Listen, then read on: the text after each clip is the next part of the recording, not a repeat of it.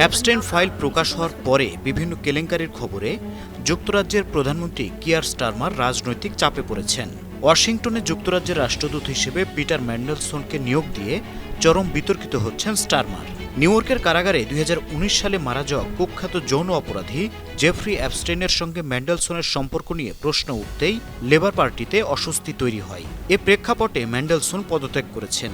তাকে নিয়োগে সুপারিশকারী প্রধানমন্ত্রীর চিফ অব স্টাফ মর্গান ম্যাকসুইনিও পদত্যাগ করেন। কিন্তু এতে এই সমস্যার সমাধান হয়নি। তোপে পড়েছেন ব্রিটিশ প্রধানমন্ত্রী কিয়ার স্টারমারও। তার টিকে থাকার সম্ভাবনা এখন 50-50। তার নেতৃত্বের স্থায়িত্ব নিয়ে লেবার পার্টির ভেতরে বাইরে চলছে জোর আলোচনা।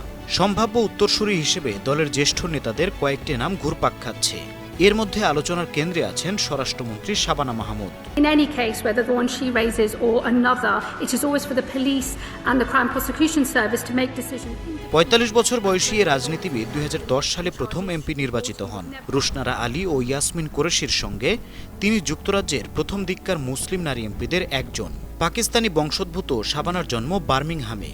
রাজনীতিতে আসার আগে ব্যারিস্টারি করতেন। লেবার পার্টিতে তিনি স্টারমারের ঘনিষ্ঠ হিসেবে পরিচিত। ২০২৫ সাল থেকে যুক্তরাজ্যের স্বরাষ্ট্রমন্ত্রীর দায়িত্ব পালন করছেন তিনি। স্টারমারের পদ নিয়ে চ্যালেঞ্জ হলে পরিস্থিতি দ্রুত বদলাতে পারে। এই প্রেক্ষাপটে শাবানা মাহমুদের নাম সবচেয়ে বেশি উচ্চারিত হচ্ছে। নেতৃত্বে পরিবর্তন এলে তিনি যুক্তরাজ্যের ইতিহাসে প্রথম মুসলিম প্রধানমন্ত্রী হওয়ার সম্ভাবনা তৈরি করতে পারেন। আন্তর্জাতিক ডেস্ক, ৫২ টিভি।